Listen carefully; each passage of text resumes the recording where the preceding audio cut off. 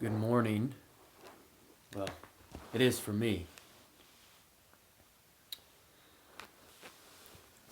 I want to do a little uh, discussion background on what got me to this point in my practice. The practice I've dubbed the Meridian Method. And I only named it that after I took a yoga certification course and learned more about the meridians. You'll know them mostly in acupuncture, and I'll post a diagram here on the page where you can see all the meridian points. There's so many in our body.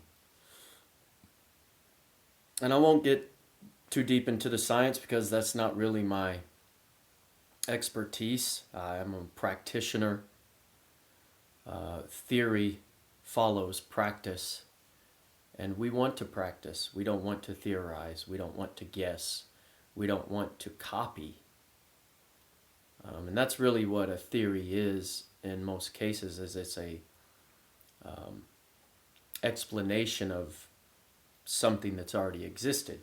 So if it's an explanation of, it's a reporting on, it is a copy of the original.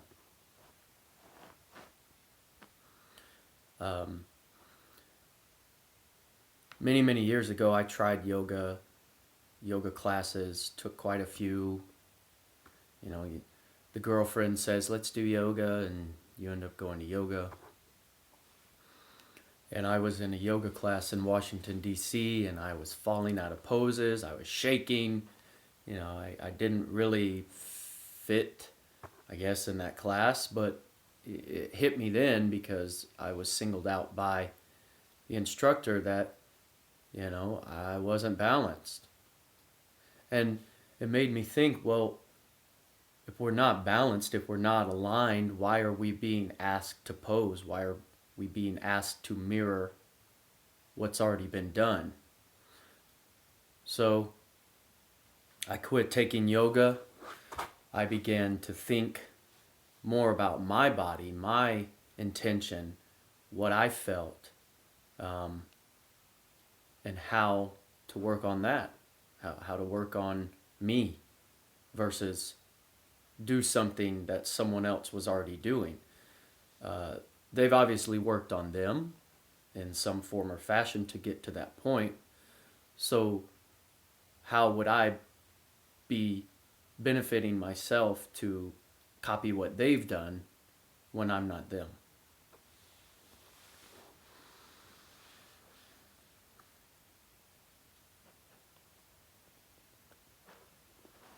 And the harder thing about this is explaining something while doing it, but I'm constantly aware, as much as I can be, of my body and how it feels. If I'm out of line, if I'm misshape, if I feel, and I just woke up. So this is the perfect time to stretch. If you'll notice, animals, when they wake up from a nap, if you observe your dog, it'll stretch. And there's a pose in yoga called downward dog, probably based on the fact that a yogi saw a dog stretch, mimicked that stretch, and realized, wow, this feels good. But they do it right after they get up from naps. So right after you wake from that comfortable bed, from being, relaxed in luxury, should you stretch? And you should want to stretch before any type of movement, before you go walking, before you go jogging, if you're into jogging, if you're into running. Myself, I don't like to jog. I don't like to run unless I'm being chased. There's a lot of marathon running going on. I will not be a part of that. There's a lot of people that want to get their heart rate up by jogging, and they label cardio as jogging. And there's a lot of ways to get your heart rate up. There's a lot of ways to exercise your heart. Heavy lifting is something I like to do. I like to balance a opposite end of the spectrum with extremely slow walking, very slow, to the point to where it's effortless and I don't have to think about it, to lifting heavy objects. And nothing in the middle. No running, no jogging, no fast-paced walking, and no music, because you need to be centered. I'm a musician, and I can't do this with music because music would distract me from my being, from my center. And in that center, we're going to, again, focus on where we were born, on the center of us, on the belly button, your umbilical cord, where life begins, where you were attached to another full of life being, your mother, and she fed nutrients to you to grow. And your nutrients were here. And you grew from here. So in everything that we do, in every move that we make, we should be here. Even to our voice, even to our breath, we should be here.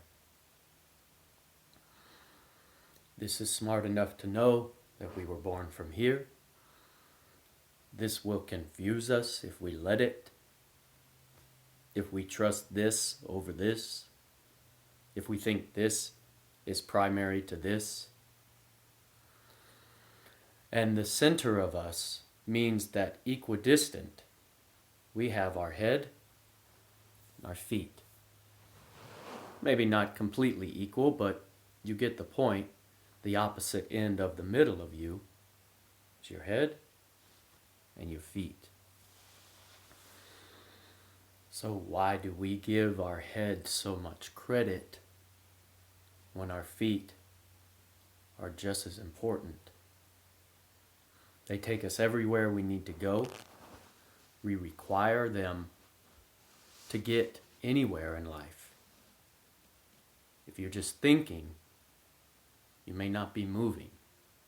And if you're not moving, are you alive?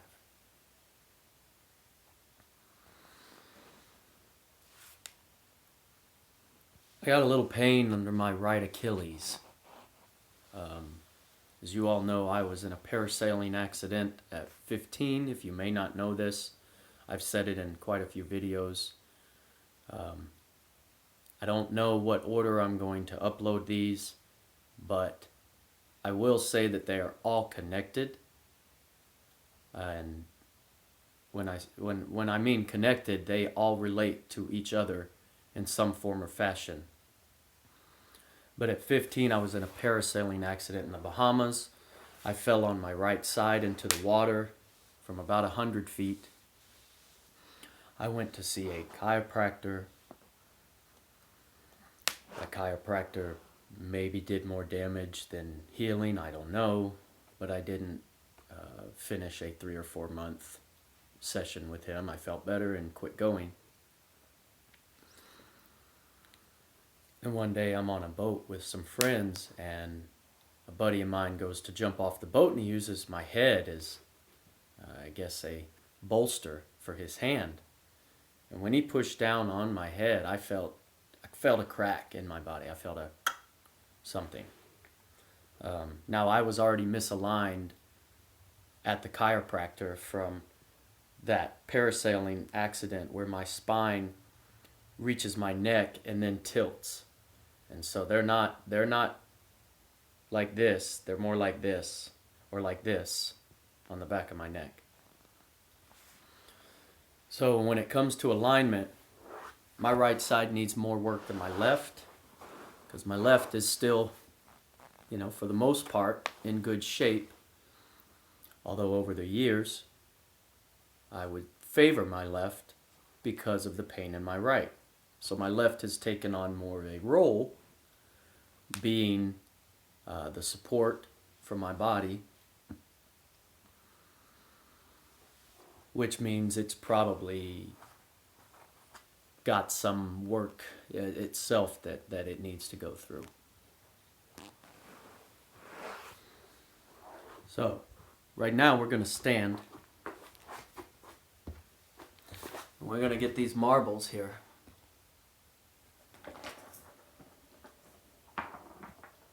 I got different sizes. One's rolling away here, but if you can't see, these marbles, I'll move closer. You don't need to see the top of me because this is about your feet.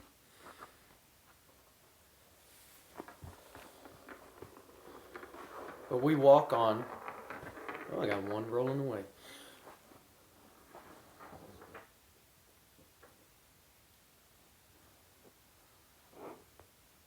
We walk on flat surfaces all day.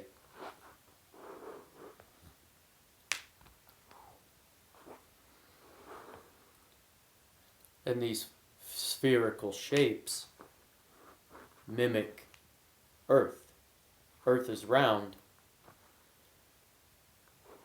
and it's dynamic. It has terrain, it has rocks, it has sand, it has things that give and things that require us to make steps up, steps down. These flat surfaces you see are man-made. And that repetitive stress injury is how we've come to realize that we're out of align. And the discomfort in that misalignment shows. So, we want to keep this as straight as we can, but as light as we can. We don't want to put pressure on the balls. We want to barely touch them with our sensory neurons, your feel of touch, your sense of touch. And because the pain is in my Achilles, I'm going to gently slide that ball to the rear where my heel is. Ooh. And not pressure, no pressure. We're not pushing down at all. We are resisting gravity. We are resisting. Now, you want to fall on it to get comfortable. You want to relax and drop your weight on it. But we're not in that state. We're in an upward state, trying to regain control of our balance, our center, and our alignment.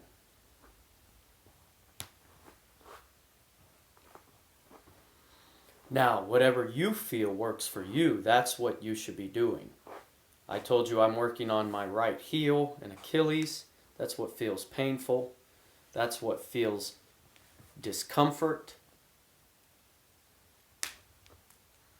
And you'll hear synovial fluid yet again, because this isn't a massage. This isn't someone pressing on you. This is you utilizing resistance and lightly letting those points of discomfort touch the ball.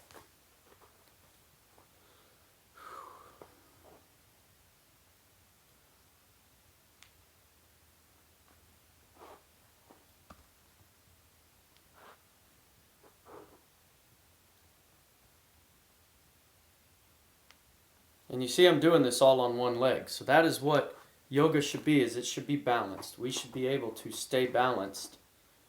And it's not easy. This is something that takes time. You have to enjoy the process. You have to want to feel better. And you have to want to do it at your pace.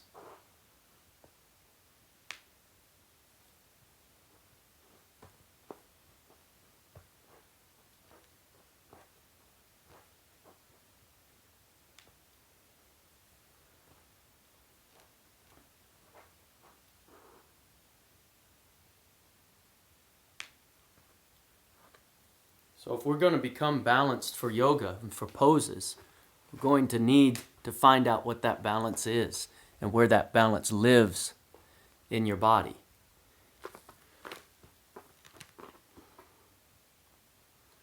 And we're not going to be balanced if we have pain in our feet, if we have pain in our heels, if our arches are fallen, and if our ankles hurt. Because if we don't have ankle support and we're constantly on our feet and we're constantly walking because modern life needs us to go somewhere, because we have to work, because we have to. You know, before all of this work of the industrial era and people having to do things, we didn't have to do anything but survive. And if we can concentrate on not having to do anything, but just thinking about our survival, things will come to us that we get to do versus have to do.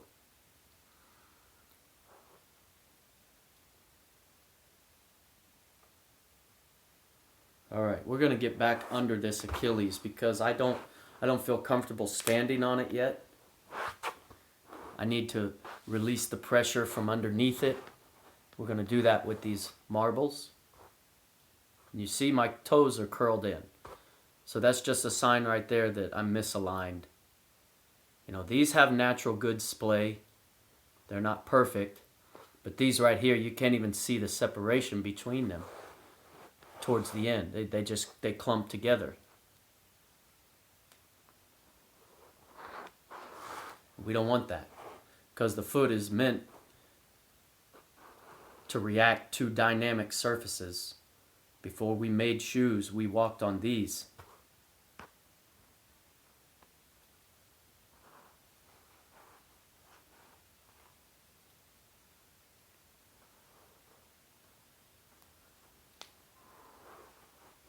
It's tight this morning too, and you know, you can take your time on where you need to work on.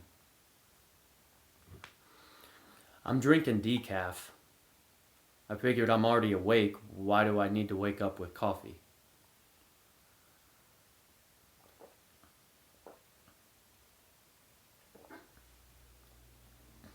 I got my hot water coming next. All right.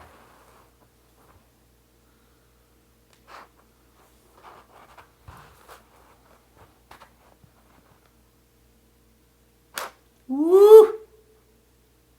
That's what we want.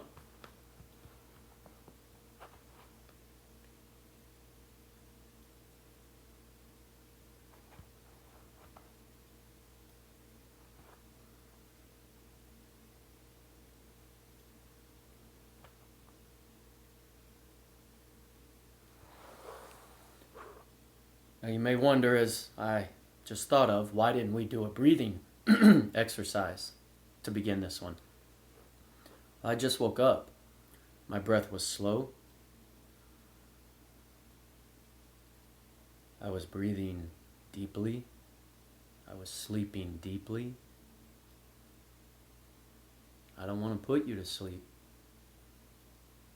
That breath was already there. I didn't need to readjust my breathing to get there.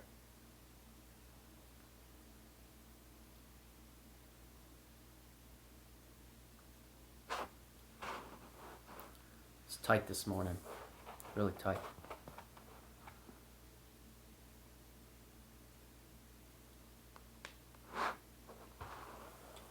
So where do you hurt? Where do you feel discomfort? When you're centered, when you're breathing properly, your body will tell you.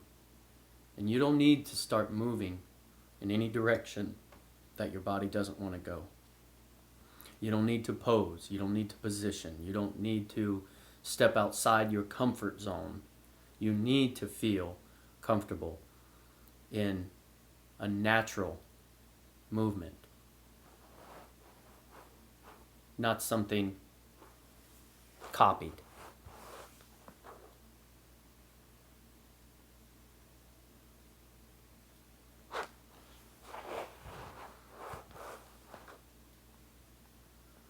You're gonna have to get a bigger ball, and I say that because this mat I'm using is spongy. It's about 2 inches thick, 1.5 inches, and it gives. So let's move to the golf ball. Big marble wasn't cutting it. There we go. Now again, we're not pressing, we're resisting. We're trying to hold our leg up off of it and move the ball to the area of discomfort, pain, whatever you'd like to associate it with. Sometimes you can slide.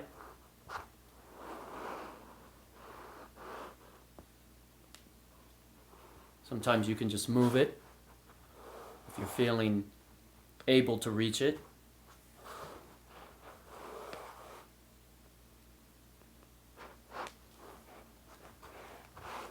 All right, we're going to sit here and let it set because it's on one of those points that needs a minute. It's not a quick one today.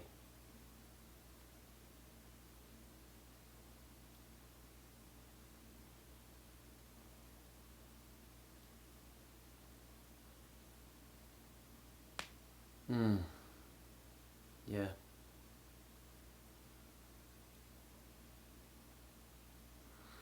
Usually when you hear that pop, that means that you get to move it because it's moving the pain out of you. So now it's looking for a different spot. And I think it's a little forward.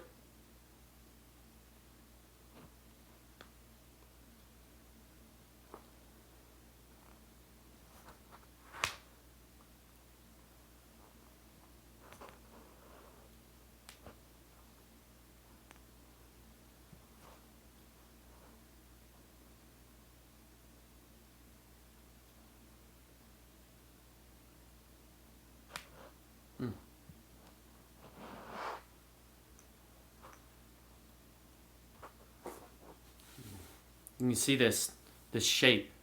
See how it's all crooked? That's what I mean by a misaligned injury. That parasail took me for a loop. I don't have much muscle in this leg, and this is my right leg. I should be very strong in this leg. But that's what we're doing. We're getting the strength back by lengthening.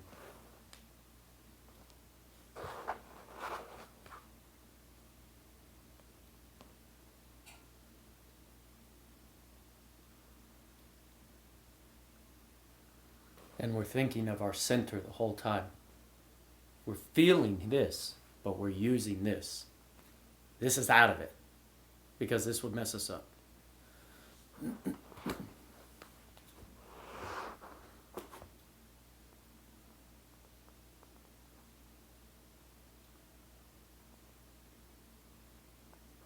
When you feel yourself getting tense, move around. See, I slid back. I just felt a little too tight. So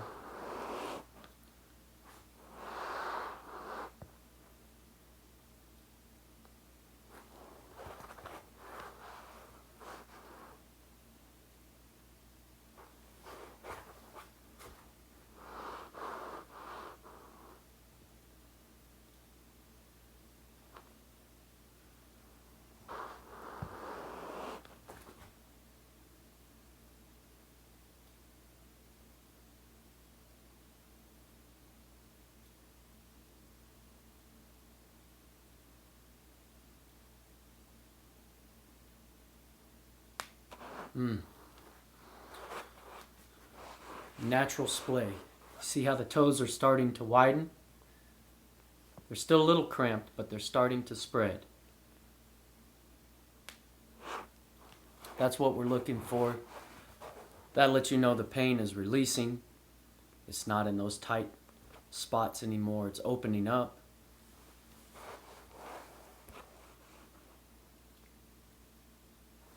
And once that discomfort is out of there, we can go on with our day. We can go walk. We can go sit if we have to.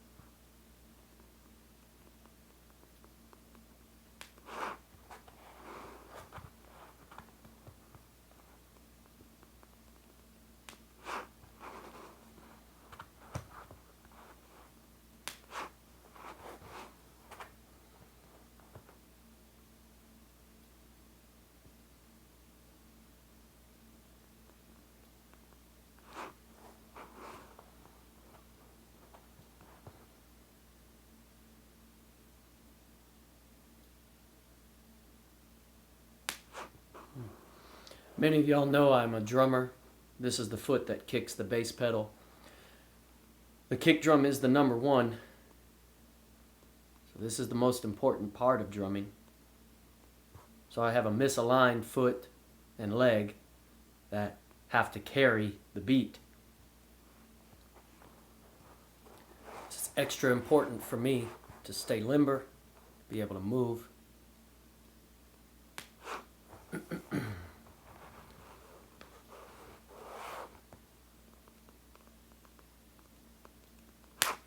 Woo! Yeah, buddy. Been looking for that one. I want to reward myself with a taste of decaf after that good feel.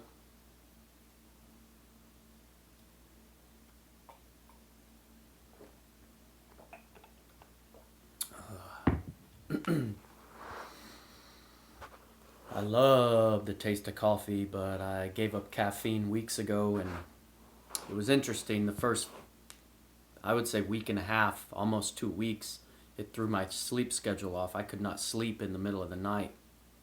I was waking up at all hours, different hours, staying awake. Last night, I slept like a baby from 8 to 6. No caffeine. The body is trying to get back to natural. It's not easy. A lot of us do things that other people do, and that may not be natural.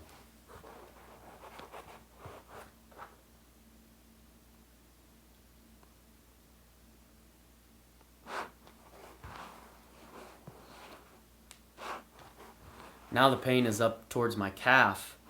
That Achilles that you heard, that heavy pop a minute ago, really loosened up the Achilles, and it's not as tight at the moment.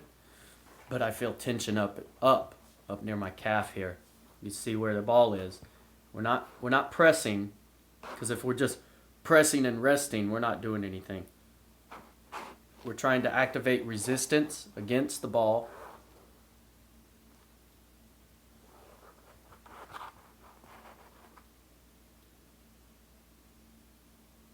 It's also easier to lift the heel now that tension, not completely gone, but has released some out of the Achilles. I could barely lift my foot off of this a minute ago. But once I got that ball under there and used resistance, I'm now able to get it up. Get this back up to the calf.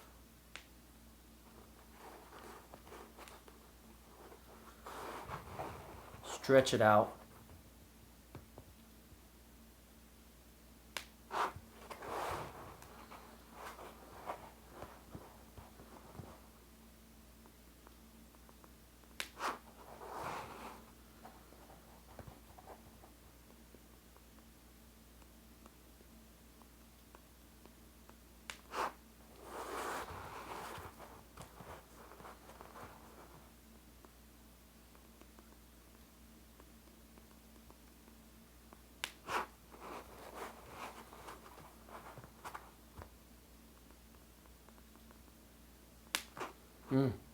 And if you need to use your brain, think about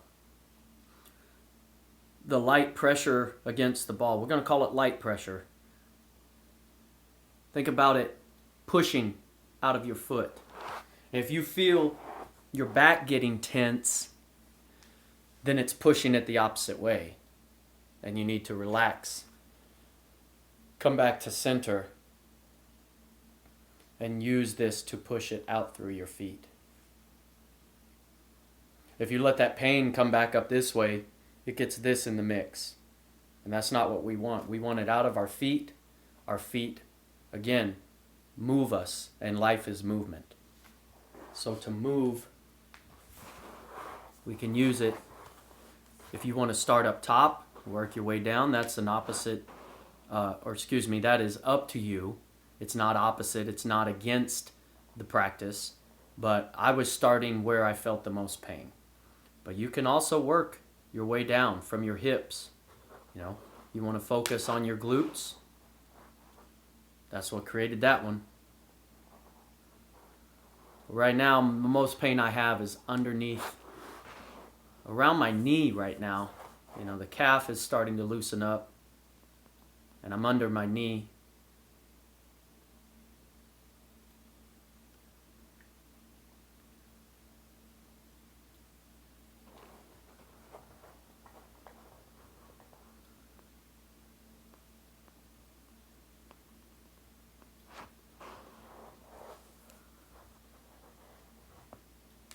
And the knee's a little bigger, so we're going to have to go bigger. We're going to have to move to the tennis ball.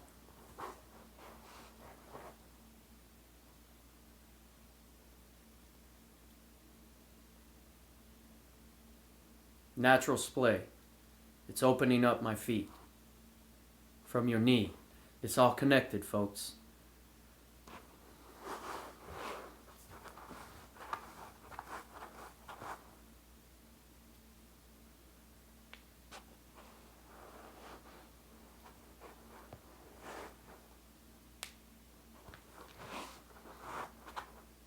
We're back under the calf.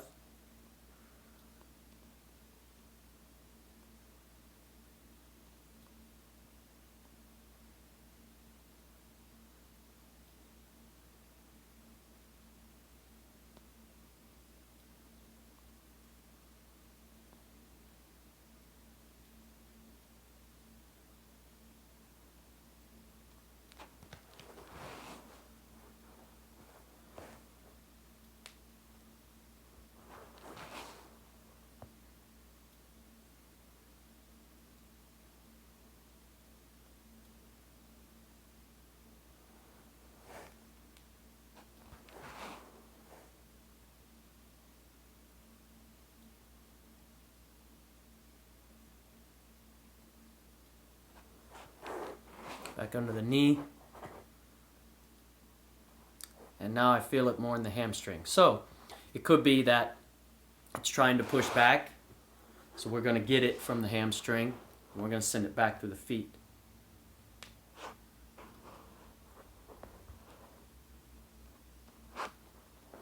Better if you don't have loose clothes on. Tight clothes work better because this is going to bunch up. I threw on sweats this morning. If I wasn't on video, I'd maybe be in shorts or boxers, because then we're touching the skin directly. No clothes.